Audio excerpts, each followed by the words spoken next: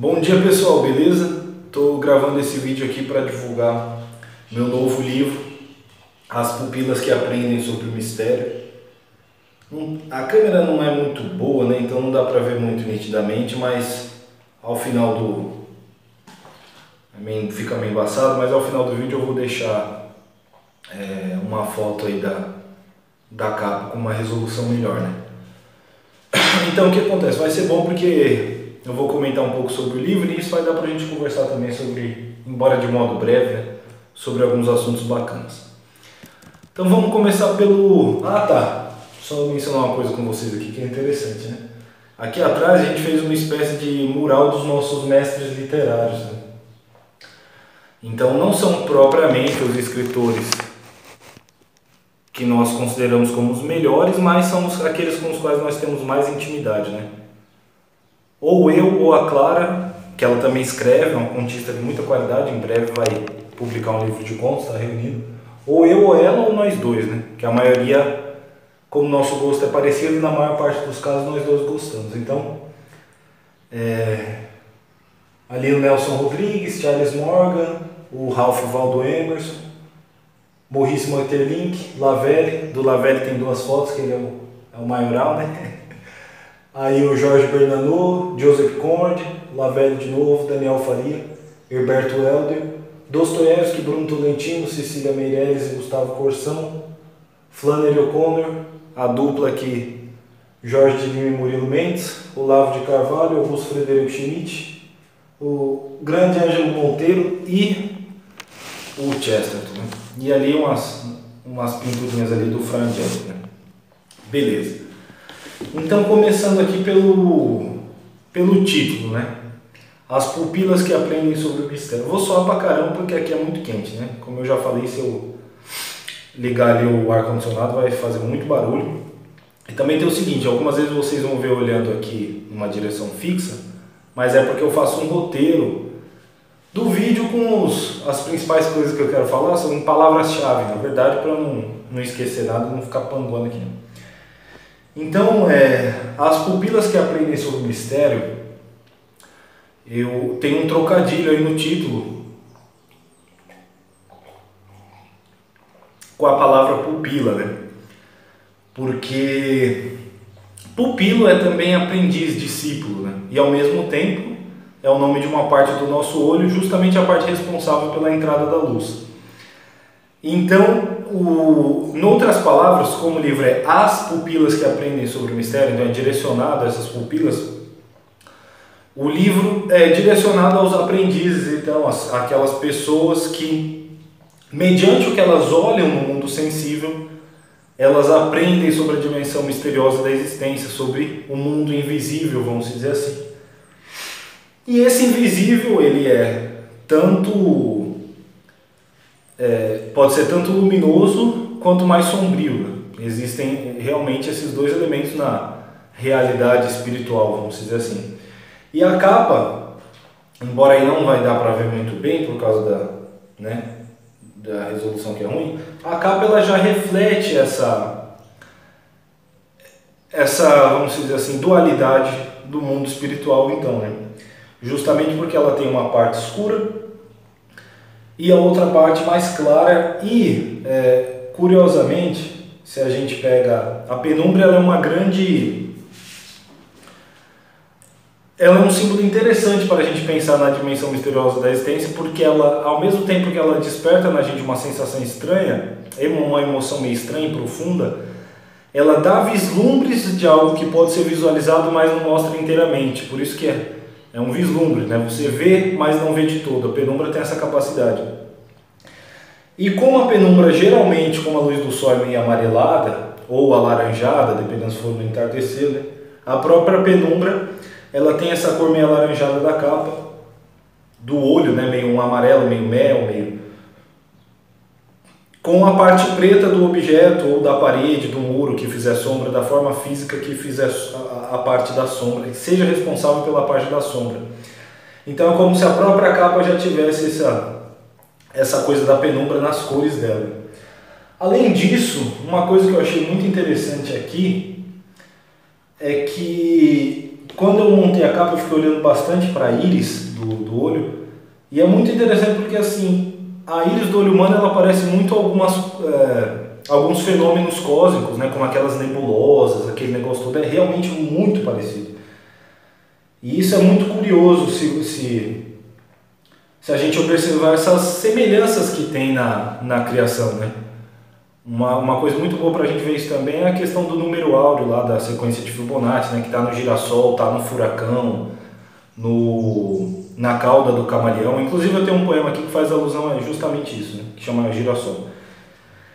Então assim, tem esse aspecto do olho de ter uma coisa cósmica, e no escuro também que cerca o olho, como vocês viram aí na capa, também remete a alguma coisa cósmica, porque o espaço sideral ele é escuro. Então esses são os motivos de eu ter feito a capa assim. Alguns motivos já eram pré-determinados, outros eu descobri, na verdade, depois que eu fui fazendo. Achei muito interessante. E por que as pupilas que aprendem sobre o mistério, né? Então, porque o livro é endereçado aos olhos que, mediante os dados sensíveis, eles têm uma alma sensível bastante, já que os olhos são a janela da alma, né? Para aprender sobre essa dimensão misteriosa. Porque a noção dessa dimensão misteriosa ela é extremamente importante ao homem. Hoje em dia me parece que a maior parte das pessoas cai ou num erro ou no outro. São dois erros opostos, mas igualmente ruins, né? Ou acham que tudo pode ser plenamente explicado, né? Desde Deus, a natureza divina, até a realidade, em todas as suas camadas, etc. E tem aqueles também que caem no erro oposto, que acham que nós não podemos saber nada. Bom, quanto ao que a gente pode saber algo, a gente tem algumas... Primeiro que já é muito interessante que na natureza, então, tenha essa espécie de ordem, muitas vezes até matemática, né? Embora nem sempre. É que às vezes, é igual o Lavelle fala, às vezes é uma geometria mais sutil e mais refinada na natureza do que a geometria que o homem faz com a sua razão. E claro que é, né? Uma árvore, por exemplo, ali é uma espécie de forma irregular e extremamente sutil, né? Tem esse capítulo onde o Lavelle comenta isso, está no Ciência Estética Metafísica. Então já tem uma correspondência entre o que o homem pode captar e a própria estrutura do real. Isso é muito interessante. Então significa que a gente pode ter conhecimento. A gente tem a linguagem, de modo que a gente pode entender até certo ponto uns aos outros. Então nós temos vários indicadores de que o homem pode sim conhecer e que o conhecimento não é apenas uma quimera, né? Nosso conhecimento nos faz, inclusive, melhorar algumas coisas da nossa condição de vida, tanto do ponto de vista físico quanto do ponto de vista psicológico e mesmo espiritual e assim por diante. E o Cristo, ele se revelou, e à medida que ele se revelou, ele ensinou coisas aos homens e os seus discípulos ensinaram, né? Então, ele fez isso justamente porque ele sabe como ele poderia aprender aquilo ali. Então, aquele também que acha que qualquer afirmação que o ser humano faz é uma afirmação descabida, porque tem isso, né? Principalmente entre as pessoas agnósticas. Não dá para afirmar nada de Deus, não dá para afirmar nada de nada. Então eu realmente acho que o homem não tem condição de conhecer nada na existência. E tem aqueles que acham que o homem pode conhecer tudo e explicar tudo, que também é um absurdo. E levando para a Bíblia também, porque a Bíblia, eu vou falar da Bíblia de Cristo, evidentemente, porque para mim, Cristo é realmente a verdade encarnada, né? Aí explicar os motivos do porquê que eu creio isso, eu daria uma falação muito grande, não é a proposta do vídeo aqui.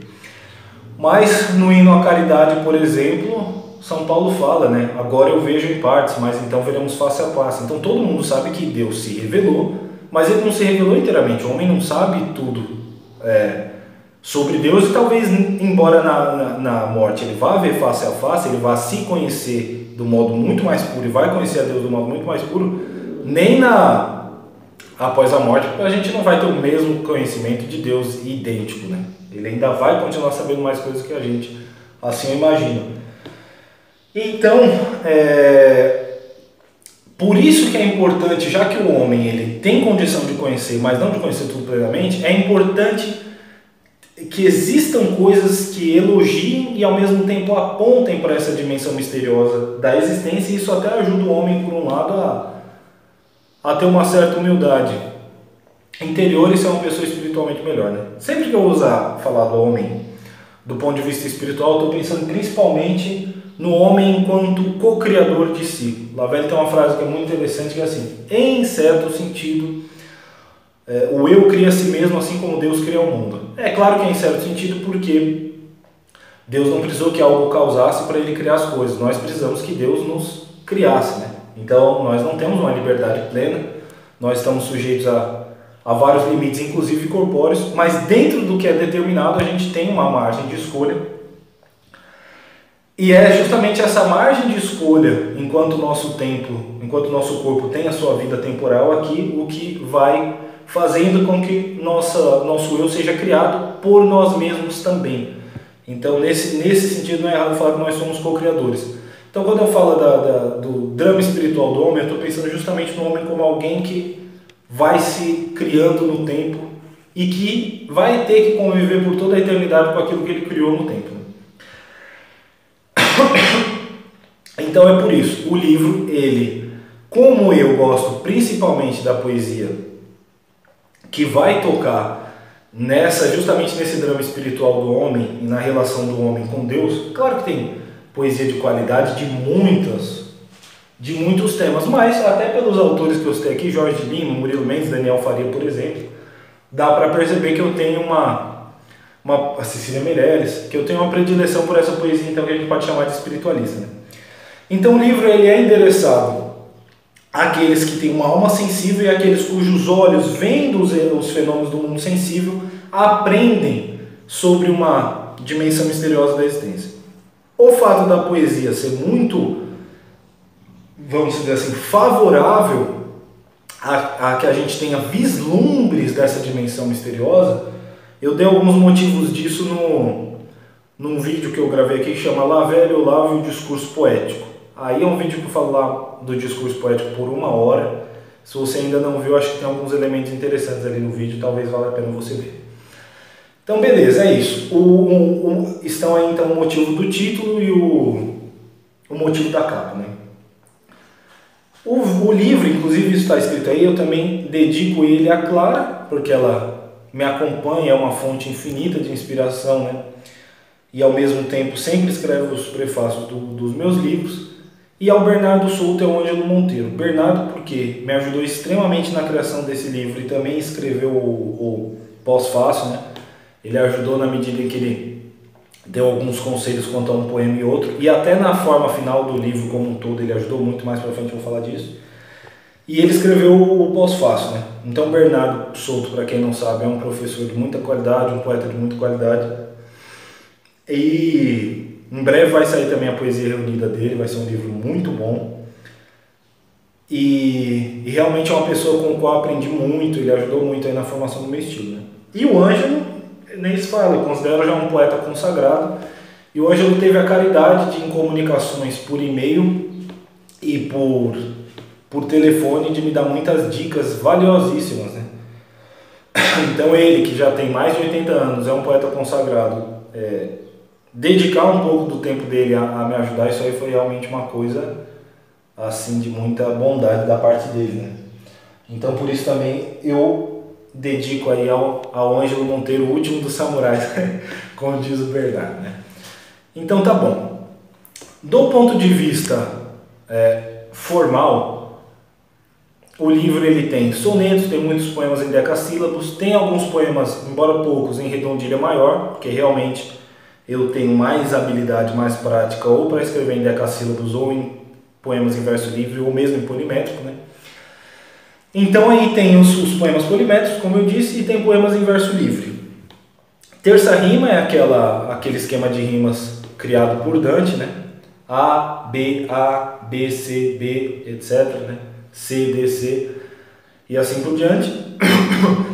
E o poema polimétrico é o poema que ele não é um poema de verso inteiramente livre, onde há uma variação muito grande entre a quantia de sílabas de um verso para o outro, mas também não é exata. Então às vezes tem 10, 11, 9, etc. Então eu tenho poemas que são tanto em verso livre, onde há muita variedade, alguns poemas polimétricos, e um poema que é quase verso livre barra polimétrico, porque segue mais ou menos durante uma parte do poema uma quantia de sílabas mais regular, mais próxima, e depois isso muda, né? O mais importante para mim é que o poema não tem uma grande ruptura sonora. Isso realmente é um problema, se o poema tiver uma ruptura sonora muito grave. Não tendo, desde que não tenha, aí eu vejo, a depender do poema que eu vou escrever, qual corpo fica melhor para ele, vamos dizer assim, né? E eu gosto muito, para algum tipo de público até meio fora de moda isso, mas eu gosto muito também dos poemas em verso livre ou versos brancos, né, que é o poema, no caso, que ele é metrificado, mas ele não tem uma rima regular, sempre no final, na extremidade do verso, no final do verso, etc. Por que eu gosto? Se por um lado os poemas com uma métrica regular, eles geralmente ficam mais íntegros, muitas vezes até a forma gráfica do poema visual fica mais bonito, então eles ficam mais íntegros, mais ordenados e é uma tendência que ele fica, é mais fácil, na verdade, quando você faz um poema com a métrica regular, que ele fique com um ritmo muito bom. Se o poema, então, metrificado, com uma forma fixa, etc., tem essas vantagens, o poema de versos brancos, ou então um poema de verso livre, eles têm a vantagem de, a meu ver, muitas vezes eles ficam poemas mais introspectivos e mais surpreendentes. Justamente porque você não sabe exatamente quando que vai vir uma espécie de combinação sonora. Isso dá um elemento de surpresa no deleite muito interessante e, por ele ser menos rítmico, na maior parte dos casos pelo menos, é como se tivesse um ritmo um pouco mais subterrâneo. E eu acho que ele fica mais favorável muitas vezes a uma introspecção mais profunda. Isso não é uma regra absoluta, nem de um lado nem do outro, tem que ser analisado cada poema concretamente, né? Mas eu, enquanto leitor também, eu tenho essa sensação de que o poema em verso livre ele é mais favorável a uma certa meditação e introspecção profunda, porque justamente por ele ser menos rítmico. Então é quase como se o ritmo mexe com a gente até corporalmente. Então é como se esse poema ganhasse um peso, uma coisa mais lenta, assim, mais inesperada, né? Então por isso eu gosto muito também desse tipo de poema de verso branco, verso livre, etc. E aí no livro vai ter tanto poemas com rimas mais tradicionais e com formas fixas, né, como eu falei, quanto os poemas em verso branco, ou com rimas toantes, ou em verso livre mesmo. Pois bem, qual que é então a proposta do livro, para além desse negócio do mistério e tudo isso? Eu percebi que existem 3 camadas vamos dizer assim, de poema no livro. Eu percebi isso principalmente porque no livro anterior, que é um livro maior, chamaria assim As Virgens e Outros Trabalhos, é que primeiro eu compus um livro bem mais volumoso. E aí até por ajuda do Bernardo, eu vi que ele estava com total razão, ele falou para mim: Pedro, seu livro vai ficar muito forte, muito bom, muito bonito, mas assim, não tem nenhum poema muito ruim, mas existem poemas do nível bem mais alto que o de outros. Então, talvez compensasse você enxugar um pouco, tal. E eu pensei bem, eu falei: ele está com total razão. E antes, nessa outra proposta anterior, essas 3 camadas, vamos dizer assim, eu nem sei se camada é a palavra mais adequada que eu quero dizer agora, mas provisoriamente serve, vai dar para entender. O livro estava dividido por seções, então isso estava muito mais claro. A primeira seção se chamava As Virgens. Eu vou explicar essa estrutura do livro antigo porque ela, de certo modo, ela subsiste ainda no livro novo, embora ela não esteja tão delineada tão claramente igual estava no outro. E por que As Virgens? Eu vou ler aqui um trecho agora do Ortega y Gasset, né, o filósofo espanhol, que foi justamente o que me inspirou a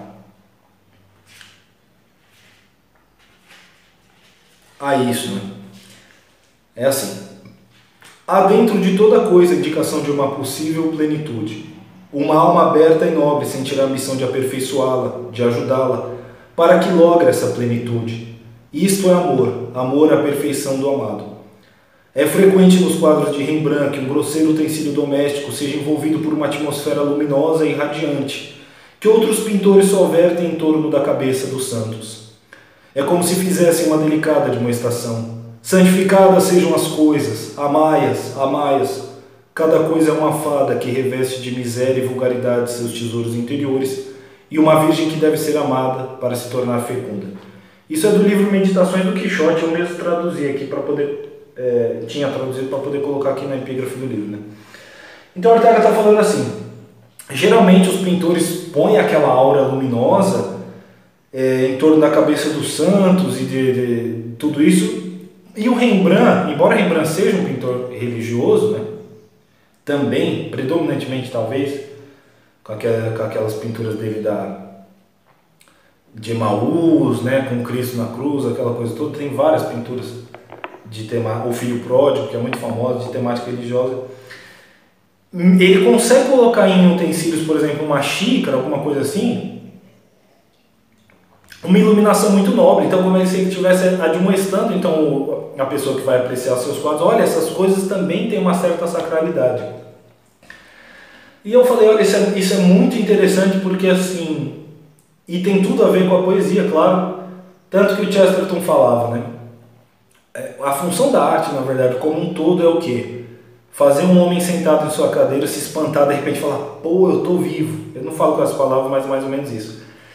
Então, à medida que você pega um objeto normal e você mostra ele sob uma certa dignidade, sob uma nobreza, uma iluminação, você é favorável, você está tornando essa experiência do espanto, do rompimento com o embotamento habitual, né? Você está favorecendo essa experiência interior em outras pessoas. Então existem aqui no livro os poemas que são dedicados a coisas mais comuns, como por exemplo espelho, quarto. Eu vou ler alguns poemas, isso vai ficar mais claro lá na frente. Porém, eu sempre faço uma relação entre esses objetos e o interior da alma humana, certo? Então eu estou pegando objetos comuns, mas eu estou relacionando eles com a intimidade do homem. Vocês vão entender já como que é isso. Então tem esses poemas dedicados, direcionados mais a essas coisas simples. Existe o poema direcionado às coisas que já são classicamente vistos como objetos poéticos, ou elementos poéticos, fenômenos poéticos, enfim. Como o pôr do sol, né? Já vamos dizer assim, é uma coisa lírica, universalmente vista como lírica, já o poente, essa coisa toda do mar. Então tem o poema das coisas simples, tem o poema dessas coisas grandiosas, que já são patentemente grandiosos, como o pôr do sol e o mar, por exemplo. E tem os poemas que são voltados diretamente para o interior do homem, para a alma humana, etc, etc. Esses poemas voltados para o interior, é claro que eles se valem de objetos sensíveis para poder explicar esse interior, mas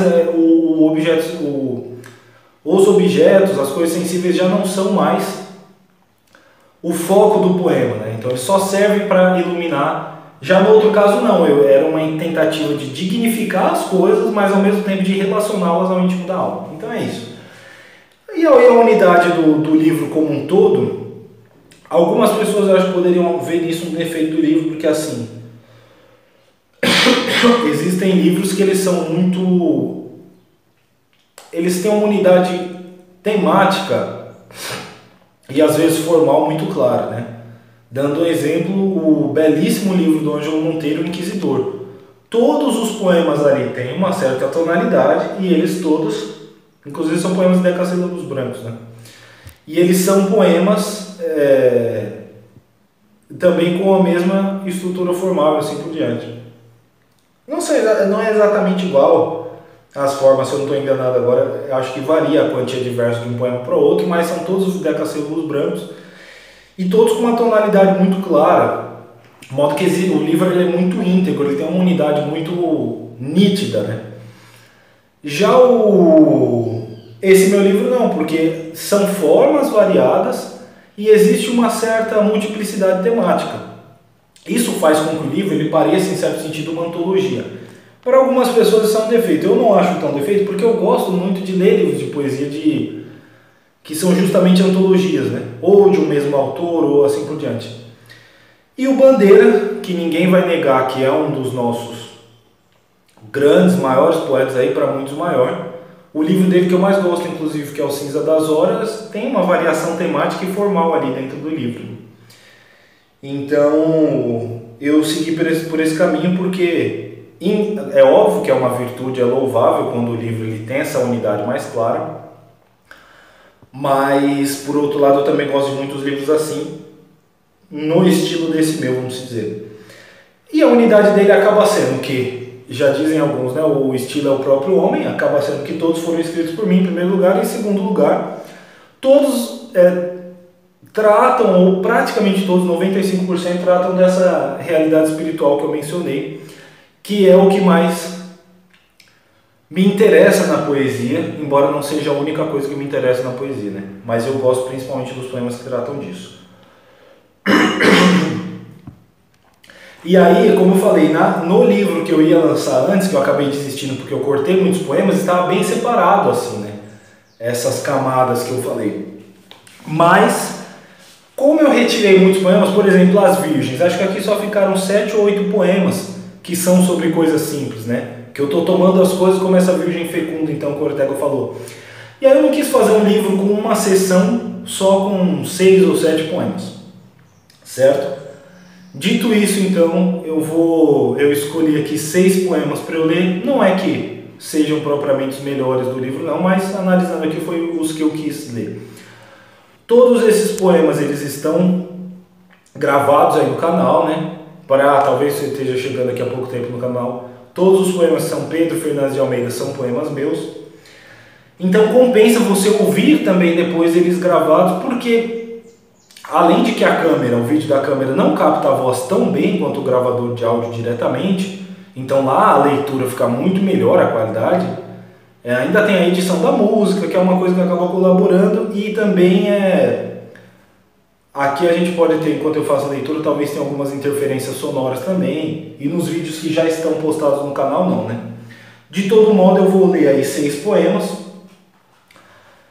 e acho que vai ser válido aí para a divulgação do livro.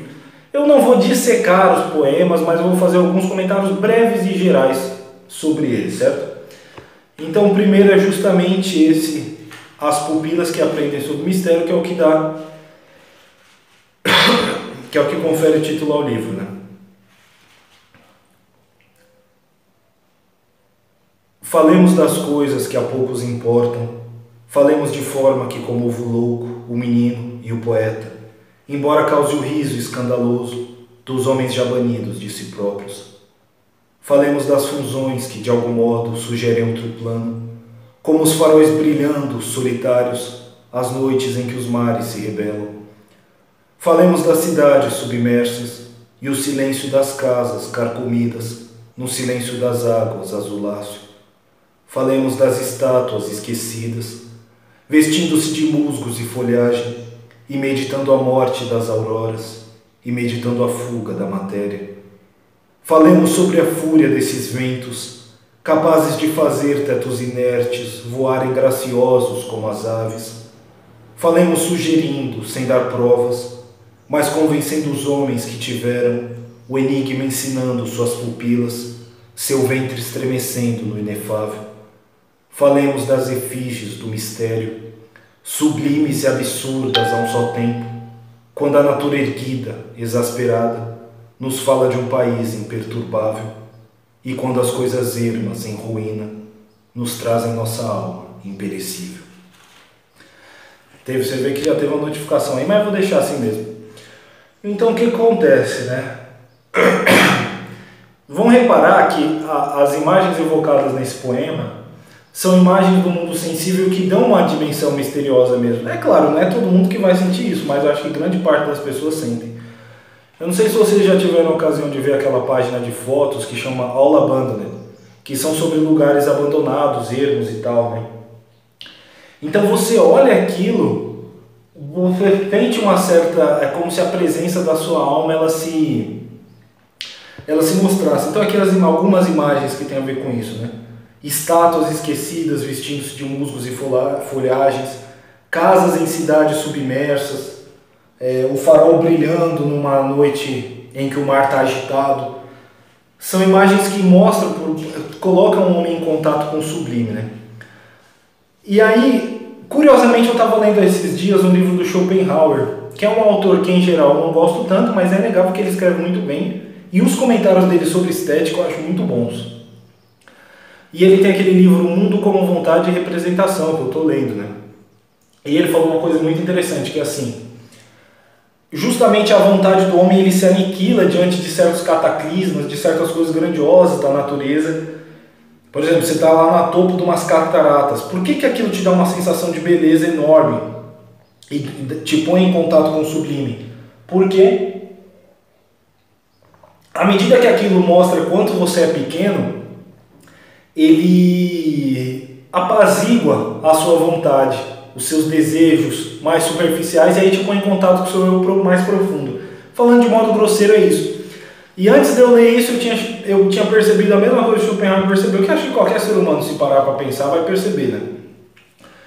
Porque, veja, quando a natureza erguida, exasperada, então quando a natureza está agitada, furiosa, nos fala de um país imperturbável. Eu já passei por isso, né?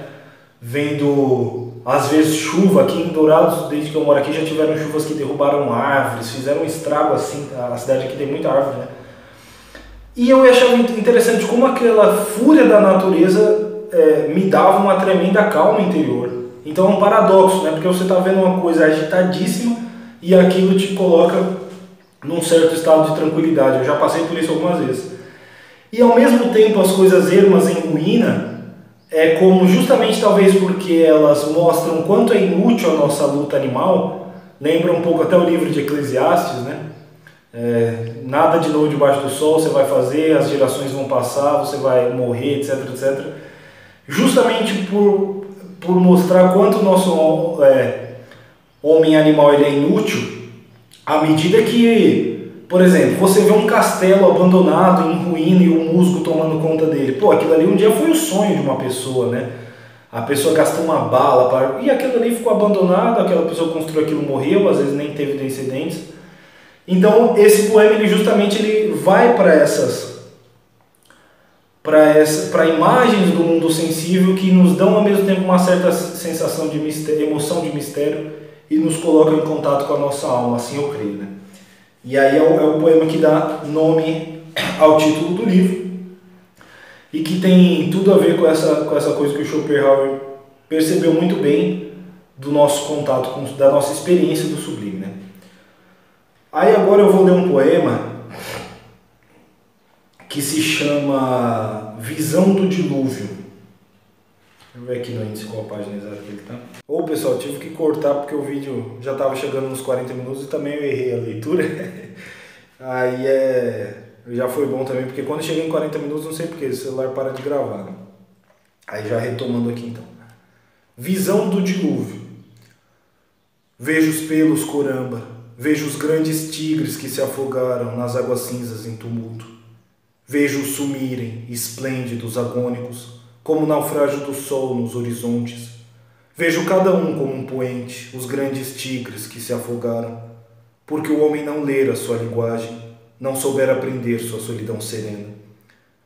Vejo as aves brancas que se afogaram, vejo as inúteis asas encharcadas, os alarmados olhos pequeninos palpitando, e o rigoroso líquido matando a música, porque o homem não ler a sua linguagem, de se irmanar à altura, sem levar no azul. E vejo as árvores que puras despencaram, vejo as fúrias aquosas contra os ramos, vejo o findar dos frutos, das sombras maternais consoladoras, porque o homem não ler a sua linguagem, não proteger estranhos contra o tempo hostil, nem der o alimento sem querer o sangue. Vejo os cordeiros, as feras, os jardins, os paquidermes mansos que bramiram, as flores mortas entre os peixes, grandes e pequenos, jaguais de todo no desespero. Vejo a explosão das águas nos pulmões, vejo afinal os homens boquiabertos, ainda vazios de tudo que morria, das línguas sagradas pelo eterno escritas e ainda vazios de si. Ouço os últimos espasmos tão terríveis, e o soluço das águas, sobre os montes solapando o mundo. E ante esse quadro extremo, me pergunto, da cegueira e surdez que permanecem, da enxurrada de fogo que virá. Então, visão do dilúvio, né? O eu lírico, no caso, como ele está revendo as imagens do dilúvio, vamos dizer assim, e aí tem... À medida, por exemplo, que os tigres são apresentados e que todos os bichos são apresentados numa espécie de naufrágio, porque as águas estão cobrindo tudo, ele fala, né? Eu falo aqui no caso, né? Porque o homem não ler a sua linguagem, não souber aprender sua solidão serena. Então, assim, aqui eu estou indo de acordo com uma... Quem explicou muito isso foi o Emerson, né? Que é como se, assim, todo mundo sensível, ele fosse espelhos, fosse feito de espelhos do interior do homem, no sentido que as mesmas leis se refletem fora e dentro, por vezes. Então, é uma crença, o poema mostra essa crença de que todo mundo sensível ele é coberto de significados justamente para o homem naquele drama que eu falava, de ser um co-criador de si, ele aprender, né? Então nós vemos, por exemplo, nos bichos mansos, a gente aprende sobre a humildade. Por isso que os animais, por exemplo, eles muitas vezes servem maravilhosamente como metáforas, né? O tigre naquela solidão serena dele, assim por diante, as árvores que dão frutos sem querer nada em troca, e assim por diante. Então, como o dilúvio ele só ocorreu porque o homem ele estava num estado muito decaído, né? Se ele tivesse justamente ouvido a linguagem das coisas, se ele tivesse aprendido com a linguagem das coisas, ele não teria decaído tanto. Então, justamente é isso que está sendo dito aqui no poema, né? Como o homem não aprendeu com a linguagem do mundo sensível, o mundo sensível está sendo sacrificado, está perecendo, e as coisas a realidade está em agonia, né? E aí, no final, ainda pensa assim, e o pior é que a gente ainda não aprendeu, então lá na frente vai vir uma enxurrada de fogo. Poderia dizer muita coisa desse poema, mas não para o vídeo também não ficar muito longo, não é a minha intenção de secar a coisa, né? É só realmente fazer alguns comentários gerais aí. E vocês vão percebendo o resto dos detalhes, né? E esse poema, por exemplo, o Bernardo comentou ele no pós-fácil, né? Ficou um pós-fácil muito bonito. E como eu falei, o prefácio da Clara ficou maravilhoso também. E como eu falei, eu vou gravar o pós-fácil que o Bernardo escreveu e a Clara vai gravar o prefácio que ela escreveu para o livro em breve. Vão servir muito bem também para vocês entenderem melhor a proposta do livro, né? Aí aqui o bosque interior. Deixa eu ver em qual página que está.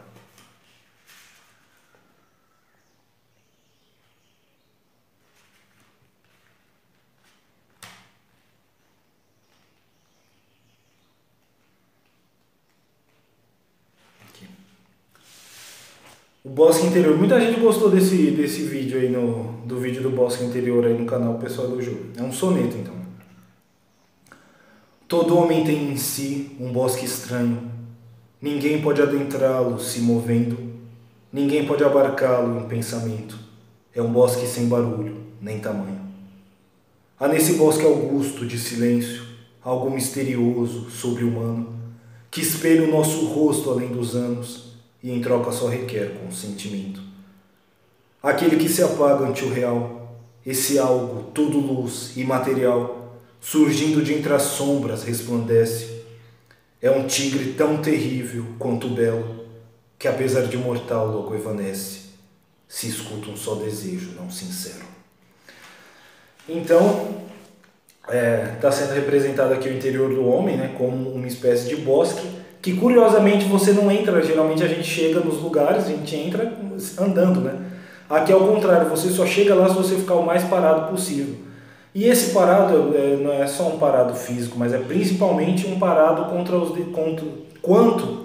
aos desejos, à vontade. Então também tem a ver com aquilo do Schopenhauer que eu falava. E o pensamento também não abrange de todo. Então o homem, quando ele está silencioso, quando ele está no silêncio correto, porque há um silêncio evidentemente negativo, mas há um silêncio luminoso, ele adentra esse bosque sagrado, então, onde lá ele entra em contato com o eu profundo dele, vamos dizer assim, né? Então a pessoa que se apaga ante o real, porque contemplar é isso, você se apagar diante do objeto contemplado, de modo que você entra num templo, contemplar é entrar num templo, você entra num templo junto com a coisa, né?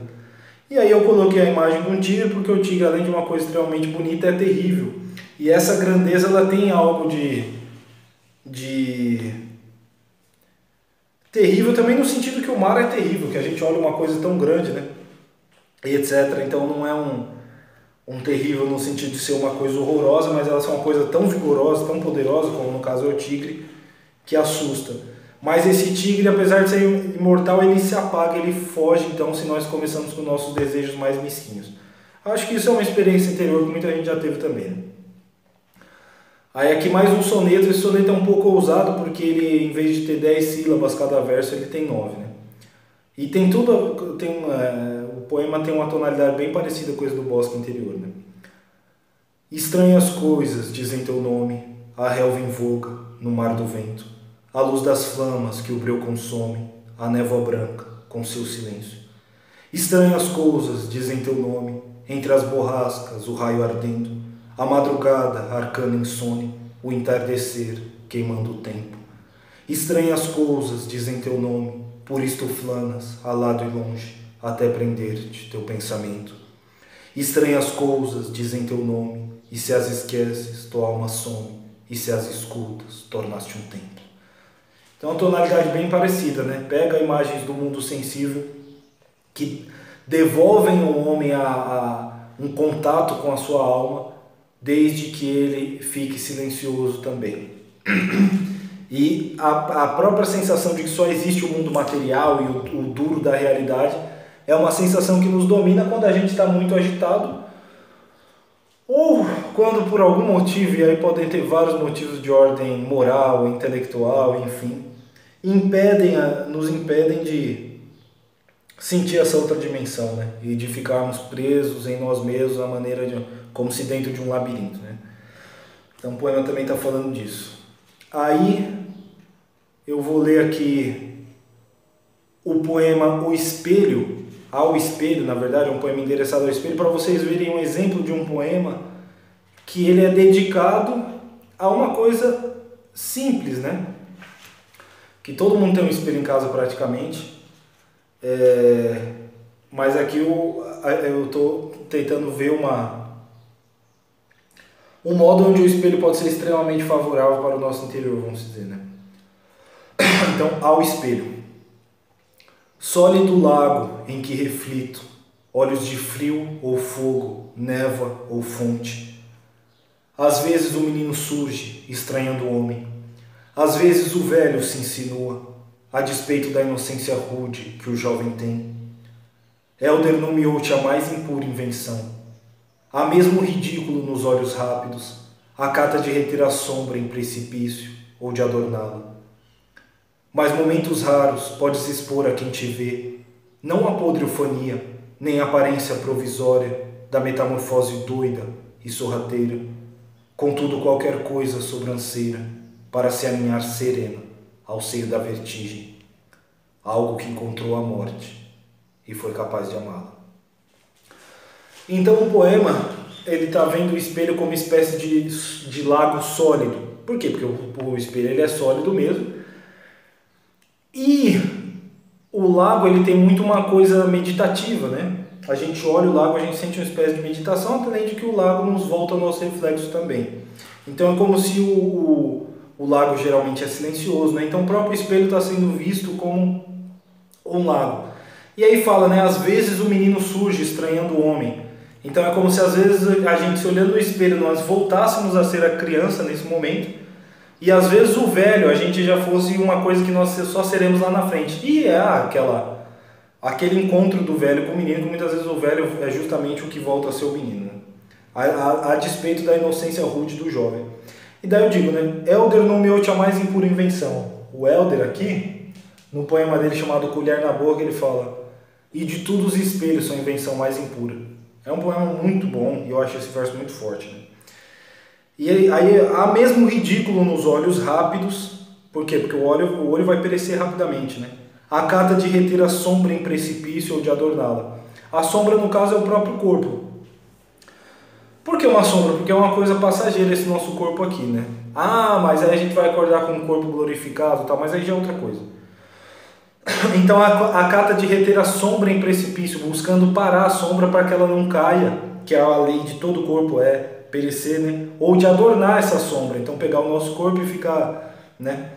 Mas em momentos raros, podes expor a quem te vê, então espelho. Aqui eu estou falando com o próprio espelho, né? Não a podrefania, não aquela vaidade, né?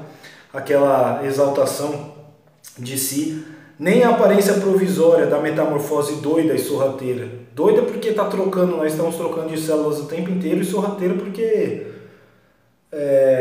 a gente não percebe, de repente o sujeito vai ver, tá envelhecendo, os cabelos caindo, os dentes amollecendo, essa coisa terrível, né? Contudo, qualquer coisa sobranceira, para se aninhar serena ao seio da vertigem, algo que encontrou a morte e foi capaz de amá-la. Então existe, por mais que o espelho muitas vezes ele sirva como um realce da vaidade em nós, existe um momento em que o sujeito está se olhando no espelho e ele vê uma coisa mais profunda. É quase como se ele visse nos olhos dele, refletidos ali, os olhos do seu eu mais profundo, né? Então é isso que o poema faz alusão a essa experiência, né? E aí vou ler o livro. Eu tinha feito a conta, mas eu esqueci, eu acho que são 65 poemas. Mas eu vou ler 6 só, aí vocês já vão ter uma ideia bem da tonalidade. E aí, beleza, né? Já vai dar para ter uma ideia. E depois também vão ter o prefácio e o pós-fácio que vão ajudar muito. Então agora eu vou ler o Inescrutável. Deixa eu ver em qual página que tá. 92.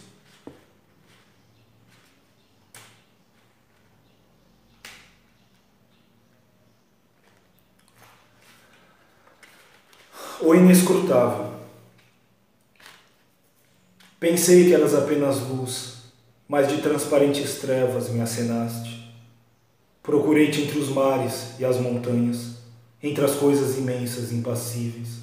Contudo me evocaste, súbito, das pétalas mais frágeis.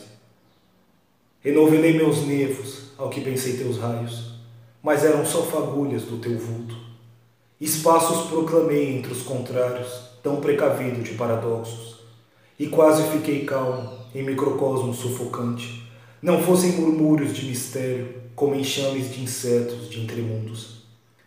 Ao que me cerca agora só dou nomes provisórios, que a palavra despreza-me, que meus nervos ressecam a ardência das esferas inauditas. Deixa que as coisas digam meu nome, perco as margens todas, entre meu corpo e os campos no crepúsculo.